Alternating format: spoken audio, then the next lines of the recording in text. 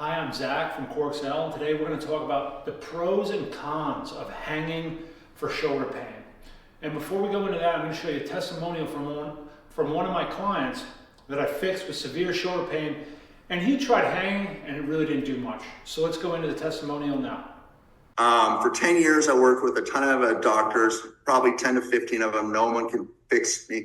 2 shoulders were bad, hip bad, knee bad. And since I've been working with them, now on my shoulders, I haven't been able to do a push-up for 11 years. I'm doing push-ups. I'm doing pull-ups. And the nice thing about it is I'm doing dumbbell presses right now, and I have no restrictions. Instead of like worried about my joints like giving out, I'm in there just squeezing the shit up, squeezing my chest really hard. My whole body's changed. At this point, I'm a functional 54-year-old with no pain. So I started hanging for like 15 minutes every day for the last month, and now my shoulder's fixed. I don't know. I'm kidding. I think hanging is probably one of the worst things you can do to try to fix your shoulder. Now, when I say worst, is it going to cause pain hanging? No, it's not going to cause you. It's most likely not going to cause you pain. Is it good for shoulder impingement? Yes, it's a Band-Aid on a wound. Does it help to release the shoulder because you're pulling it out and stretching it? Yes, but is it going to fix the shoulder problem long term? In my opinion, from what I've seen, because I get a lot of people that came from like, oh, I've been hanging and my shoulder felt better and then I got hurt again, Zach, and now I'm coming to you, show me how to fix it. So that's a lot of the clients that I get. And think about this, what is this actually strengthening, right? It's really strengthening your forearms, and it's really stretching out your internal rotator of your shoulders, and it's stretching your back. So what I think is where I think this really applies if you want to fix something in your body by hanging. I think that if you have tennis elbow, because like I've said in other videos, I have this thing called monkey curls, where they go this way, and it strengthens up this part of your forearm because you get weak. From tennis elbow, from hitting all the time, you get strong through here but weak through here.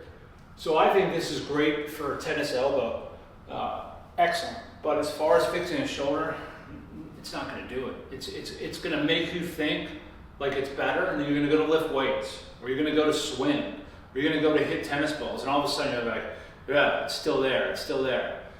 And you might have hung for a month, and that was like your thing to try to fix yourself. It's just not going to work, because really, and I say this until I'm blue in my face, in the initial stages with a client that has a hurt shoulder, there's really only 4 exercises that you can do to get someone to a certain point, right? Then once you get those 4 exercises to a certain level, then we add 3 more. And then you got basically 7 exercises. And within those 7 exercises, there's other advancements that you're moving on to within those exercises.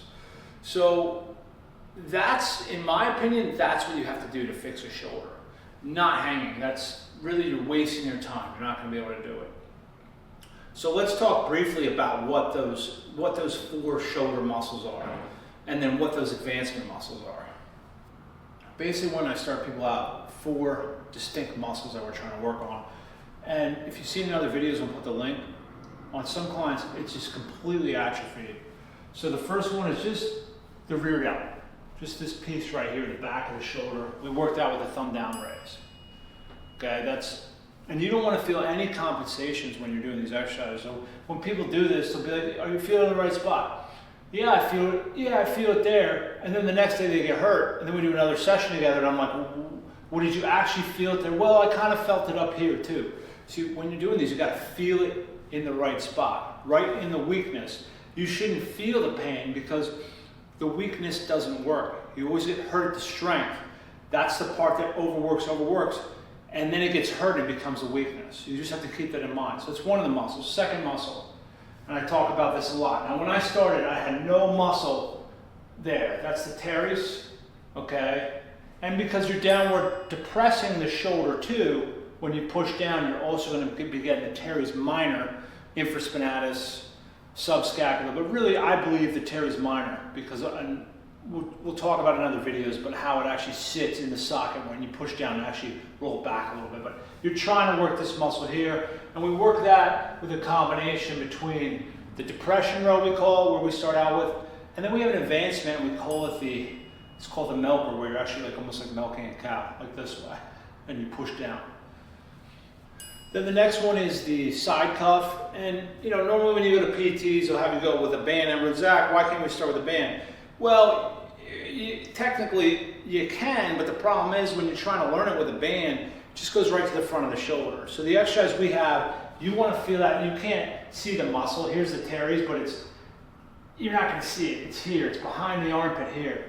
And when you're doing this, that's the only spot you want to feel it. You don't want to feel it in the front or side of your shoulder. That means you're not actually working the right muscle. And that's where the biggest mistake PTs make. I have nothing against PTs, but the problem is their exercises, they think you're working the infraspinatus. Well, if your shoulder's shut down, and you have all these compensations, you can't even go that far. If you go like here and you're doing that, you're going to feel the front of your shoulder. So you really got to go where you can lock in. There's a specific technique that we have when we do that. And the last exercise, remember there's 4, then we have 3 add-ons, but this is the initial stages. The 4th exercise here, do you see how I can fit this muscle here? I can fit 4 fingers here. When I started, there was literally nothing here, but my left side is huge through that muscle. Still just a little bit bigger, but that's all the years of tennis pulling this way through. My left arm got developed. Depending on your sport, some people have, and they were only like boxers or they were swimmers, and both sides are just underdeveloped in this piece.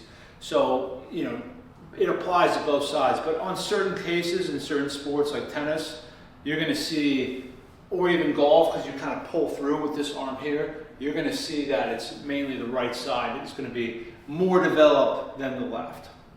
So those are the 4 main ones. Then we have 3 others that we add on. One is specifically, we call it the posture fly, and you're actually learning to push your shoulders and to press down and work that teres and trying to get the shoulder to set. If you're trying to do these exercises, you got to get the 4 down, and we add the ones later, because if you don't get the 4 down, when you go to do these, you're not going to understand. You're just going to be, like if you go to this posture fly thing that we call where you go here, you're just going to be shrugging up and you're not going to understand, you're not going to feel in the right spot. So that's another one where we start really working on the depression of the shoulder and being able to reset everything down, because everybody wants to have a nice posture, okay? And then the other exercise that we add on as well is the elbow pull. And we're going to put a link on the end about this, but this is specifically designed for non-dominant arm side. We move in this position here, and we're working this. When I started, there was no muscle. This piece right through here. It's not the same as a thumb down raise. It's a little different piece, and when you're working with me, you can really understand the feel. But on the right side, you can see how just massive this is. This is still catching up to this side, but there's no pain in my left shoulder anymore. When I bench, when I do anything. So that's really what we're going off of. And the reason that is for the left side is because when we throw, if we're right-handed and we go to throw like this, right, we pull this arm back like so.